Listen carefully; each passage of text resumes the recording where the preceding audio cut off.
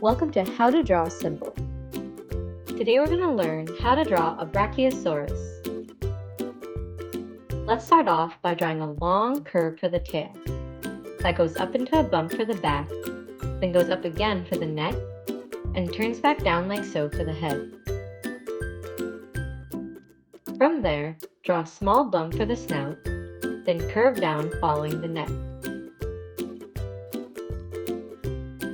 And from the tip of the tail, draw a similar curve that flares out like so.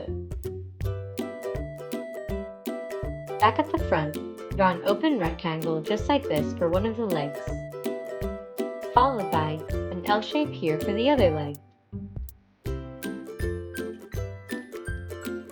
At the back, draw another open rectangle with a shorter right side,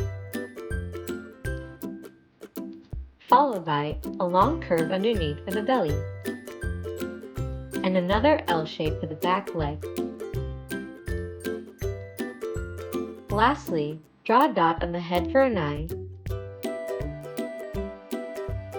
and some small arches on the feet for the toes.